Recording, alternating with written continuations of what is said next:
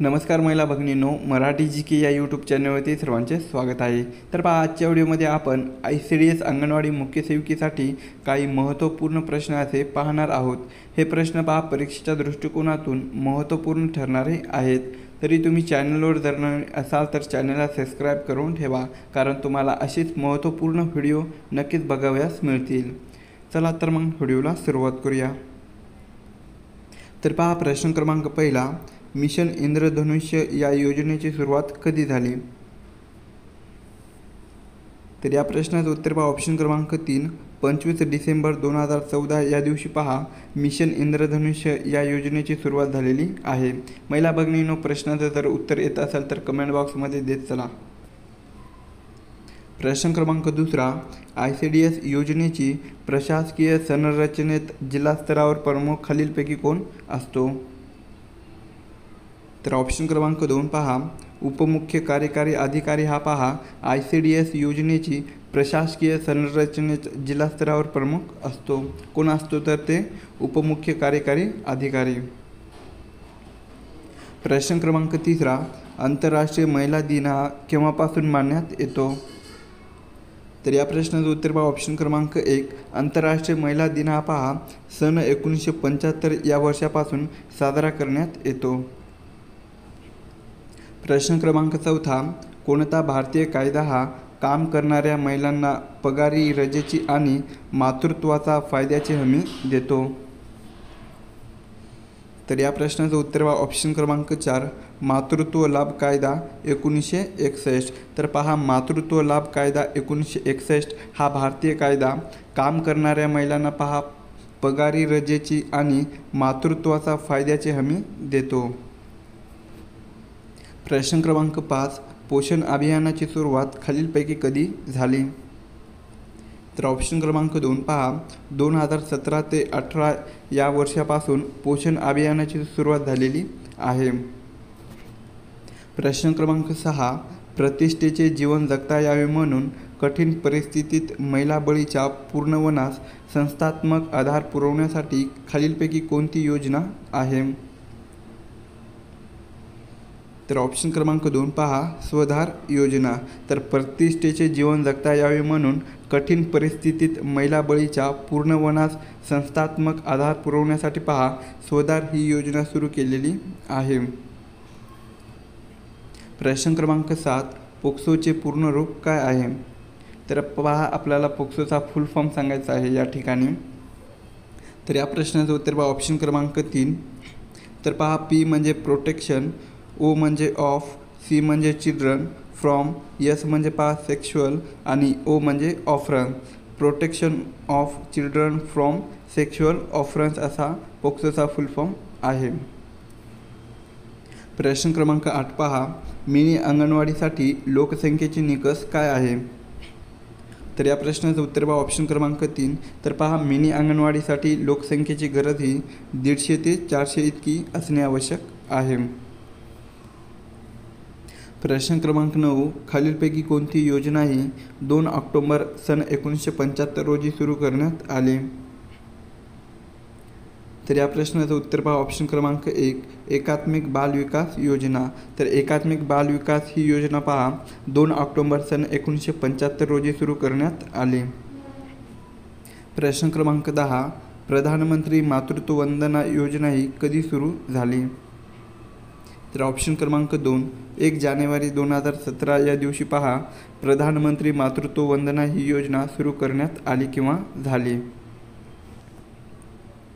प्रश्न क्रमांक 11, घरगुती हिंसाचारापासून महिलांचे संरक्षण अधिनियम 2005 या अधिनियमाचे कोणत्या तरतुदीत कौटुंबिक हिंसाचार याची व्याख्या केलेली आहे? तर या प्रश्नाचं उत्तर पहा ऑप्शन क्रमांक 1, कलम 3। तर पहा, घरगुती हिंसाचारापासून महिलांचे संरक्षण अधिनियम 2005 या अधिनियमाचे कलम 3 कोणता आहे? तर ते कलम 3 या तरतुदीत कौटुंबिक हिंसाचार याची व्याख्या केलेली आहे। प्रश्न क्रमांक 12, माझी कन्या भाग्यश्री सुधारित योजनेची अंमलबजावणी ही ज्या कुटुंबाचे वार्षिक उत्पादन डॅश आहे त्यांच्यासाठी आहे? तर या प्रश्नाचं उत्तर पहा ऑप्शन क्रमांक 1 7.50 लाख.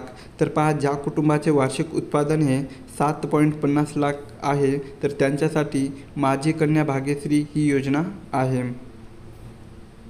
प्रश्न क्रमांक 13 पहिली जागतिक महिला परिषद ही कुठे आणि केव्हा झाली. तर ऑप्शन क्रमांक 4 पहा. तर पहा पहिली जागतिक महिला परिषद ही कुठे झाली तर ते मेक्सिको या ठिकाणी, कुठे मेक्सिको या ठिकाणी झाली. आणि केव्हा झाली तर ती सन 1975 पहिली जागतिक महिला परिषद झालेली आहे. प्रश्न क्रमांक 14 ICDS योजनेची प्रशासकीय संरचनेत तालुका स्तरावर प्रमुख कोण असतो. तर ऑप्शन क्रमांक 1 पहा बालविकास प्रकल्प अधिकारी. तर ICDS योजनेची प्रशासकीय संरचनेत तालुका स्तरावर प्रमुख कोण असतो तर तो बालविकास प्रकल्प अधिकारी हा असतो. पुढचा प्रश्न पहा महिलांचे कौटुंबिक हिंसाचारापासून संरक्षण करण्यासाठी प्रतिबंध नियम डॅश रोजी अंमलात आले. तर या प्रश्नाचं उत्तर पहा ऑप्शन क्रमांक 3 26 ऑक्टोबर 2006 रोजी.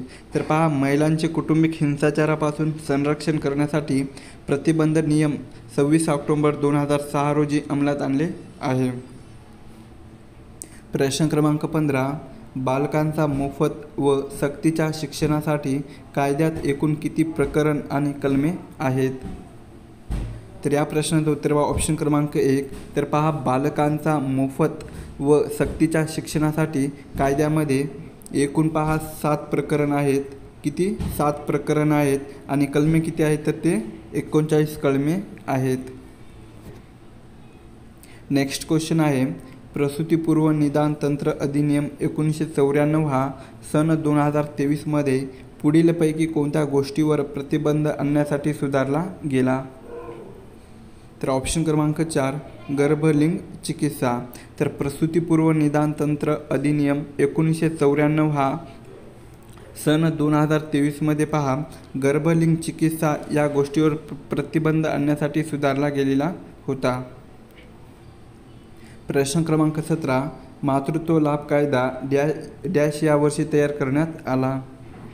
तर ऑप्शन क्रमांक 2 सन 1961. तर मातृत्व लाभ कायदा हा पहा सन 1961 या वर्षी तयार करण्यात आला. नेक्स्ट क्वेश्चन आहे ICDS योजनेची प्रशासकीय संरचनेत बीट स्तरावर प्रमुख कोण असतो. तर ऑप्शन क्रमांक 3 पर्यवेक्षिका.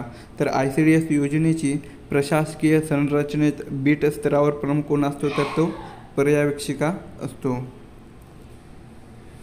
नेक्स्ट क्वेश्चन आहे राईट टू एज्युकेशन ॲक्ट अंमलबजावणी कधी झाली. तर ऑप्शन क्रमांक 3 1 एप्रिल 2010 रोजी पहा राईट टू एज्युकेशन ॲक्ट याची अंमलबजावणी झालेली आहे. प्रश्न क्रमांक 20 2011च्या जनगणनेनुसार कोणत्या राज्यात साक्षरता दर जास्त आहे. तर ऑप्शन क्रमांक 1 केरळ. तर पहा 2011च्या जनगणनेनुसार केरळ या राज्यामध्ये साक्षरता दर हा सर्वात जास्त आहे. पुढचा प्रश्न पहा भारत सेवक समाजाची स्थापना कोणी केली. तर ऑप्शन क्रमांक 2 पहा गोपाळकृष्ण गोखले यांनी भारत सेवक समाजाची स्थापना केली. प्रश्न क्रमांक 22 दर्पण हे वृत्तपत्र खालीलपैकी कोणी सुरू केले किंवा चालू केले. तर ऑप्शन क्रमांक 3 बाळशास्त्री जांभेकर. तर बाळशास्त्री जांभेकर यांनी पहा दर्पण हे वृत्तपत्र सुरू केले. तर पहा दर्पण हे वृत्तपत्र मराठी भाषेतील पहिले वृत्तपत्र आहे. तर याची सुरुवात पहा 6 जानेवारी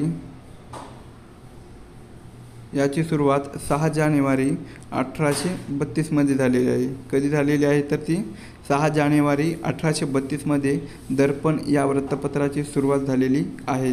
आणि कोणी चालू केलेलं आहे तर ते बाळशास्त्री जांभेकर यांनी सुरू केलेलं आहे.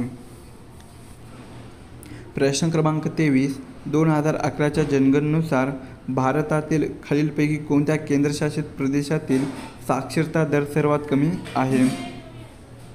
तर या प्रश्नाचं उत्तर बघा ऑप्शन क्रमांक 3 दादर नगर हवेली. तर 2011च्या जनगणनेनुसार भारतातील पहा दादर नगर हवेली कोणता आहे? दादर नगर हवेली या केंद्रशासित प्रदेशातील साक्षरता दर हा पहा सर्वात कमी आहे.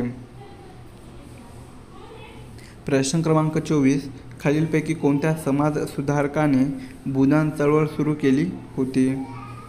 तर ऑप्शन क्रमांक 2 विनोबा भावे. तर पहा विनोबा भावे या समाज सुधारकाने भूदान चळवळ सुरू केलेली होती. प्रश्न क्रमांक 25 बॉम्बे मिल्स हँड असोसिएशनची स्थापना कोणी केली? तर ऑप्शन क्रमांक 2 पहा नारायण लोखंडे यांनी बॉम्बे मिल हँड असोसिएशनची स्थापना केली. प्रश्न क्रमांक 26 खालीलपैकी कोणती नदी ही ब्रह्मपुत्रा नदीची उपनदी आहे? तर ऑप्शन क्रमांक 2 दिबांग. तर दिबांग ही जी नदी आहे तर ही नदी ब्रह्मपुत्रा या नदीची उपनदी आहे. प्रश्न क्रमांक 27 सन 1866 साली डॅश यांनी लंडनमधील ईस्ट इंडिया असोसिएशनची स्थापना केली होती. तर या प्रश्नाचं उत्तर बघा ऑप्शन क्रमांक 4 दादाभाई नौरोजी. तर सन 1866 साली दादाभाई नौरोजी यांनी पहा लंडनमधील ईस्ट इंडिया असोसिएशनची स्थापना केलेली होती. प्रश्न क्रमांक 28 2011च्या जनगणनेनुसार भारतातील महिला साक्षरता दर किती आहे? तर ऑप्शन क्रमांक 1 65.64%. तर 2011च्या जनगणनेनुसार पहा भारतातील महिलांचा साक्षरता दर हा 65.64% इतका होता. प्रश्न क्रमांक 29 औद्योगिक परिषदेची स्थापना कोणी केली? तर ऑप्शन क्रमांक 1 रानडे यांनी पहा औद्योगिक परिषदेची स्थापना केली. प्रश्न क्रमांक 30 अलीगडमधील सायंटिफिक सोसायटीची स्थापना डॅश यांनी केली होती. तर या प्रश्नाचं उत्तर बघा ऑप्शन क्रमांक 1 सर सय्यद अहमद खान यांनी पहा अलीगडमधील सायंटिफिक सोसायटीची स्थापना केलेली होती. प्रश्न क्रमांक 31 2011च्या जनगणनेनुसार भारतातील शहरी लोकसंख्येची टक्केवारी किती आहे? तर या प्रश्नाचं उत्तर बघा ऑप्शन क्रमांक 4 31.16%. तर 2011च्या जनगणनेनुसार भारतातील शहरी लोकसंख्येची टक्केवारी पहा 31.16% इतकी आहे.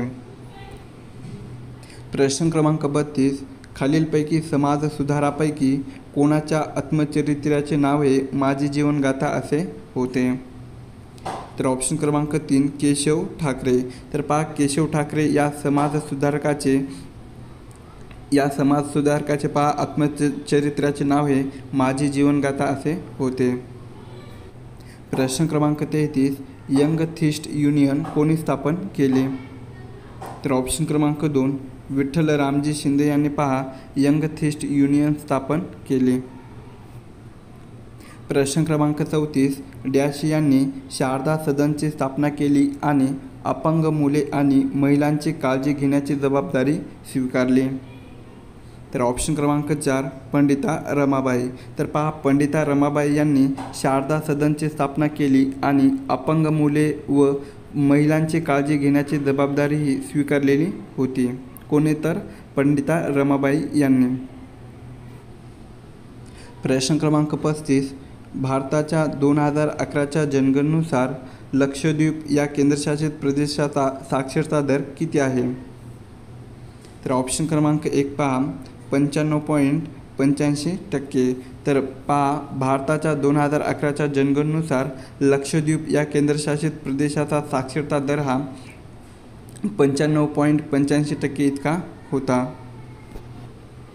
प्रश्न क्रमांक 36 खालील समाजसुधारापैकी कोण प्रार्थना समाजाचे संस्थापक आणि बॉम्बे नॅचरल हिस्ट्री सोसायटीचे सहसंस्थापक होते? तर ऑप्शन क्रमांक 3 आत्माराम पांडुरंग.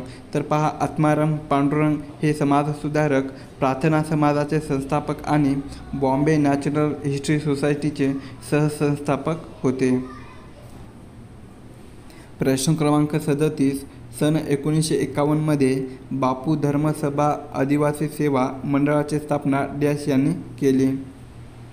तर ऑप्शन क्रमांक 3 पहा राजमोहिनी देवी. तर 1951मध्ये पहा बापू धर्मसभा आदिवासी सेवा मंडळाची स्थापना ही राजमोहिनी देवी यांनी केली. प्रश्न क्रमांक 38 खालीलपैकी कोणाला स्त्री पुरुष तुलनासाठी ओळखले जाते. तर ऑप्शन क्रमांक 3 ताराबाई शिंदे. तर ताराबाई शिंदे यांना पहा स्त्री पुरुष तुलना यासाठी ओळखले जाते. नेक्स्ट क्वेश्चन आहे खालीलपैकी कोणते समाज सुधारक हे प्रार्थना समाज आणि सत्यशोधक समाजाशी जोडले गेले होते आणि त्यांना समाज विवाह आणि भैया एज्युकेशनल यासारखे कार्यक्रम राबविले. तर या प्रश्नाचं उत्तर पहा ऑप्शन क्रमांक 3 नाना पाटील. तर नाना पाटील हे पहा प्रार्थना समाज आणि सत्यशोधक समाजाशी जोडले गेले होते आणि त्यांनी पहा समाज विवाह आणि भैया एज्युकेशनल यासारखे कार्यक्रम हे राबविलेले होते. कोणी तर नाना पाटील या समाजसुधारकाने. प्रश्न क्रमांक 40 वेबसाईट फ्रंट एंड पेज तयार करण्यासाठी कोणती लँग्वेज वापरली जाते. तर ऑप्शन क्रमांक 1 HTML. तर वेबसाईट फ्रंट एंड पेज तयार करण्यासाठी HTML लँग्वेज वापरली जाते. प्रश्न क्रमांक 41 इंटरनेटशी कनेक्ट असणाऱ्या प्रत्येक संगणकाची ओळख ही डॅशने स्पष्ट होते. तर ऑप्शन क्रमांक 4 IP ॲड्रेस. तर इंटरनेटशी कनेक्ट असणाऱ्या प्रत्येक संगणकाची ओळख ही पहा IP ॲड्रेसने स्पष्ट होते.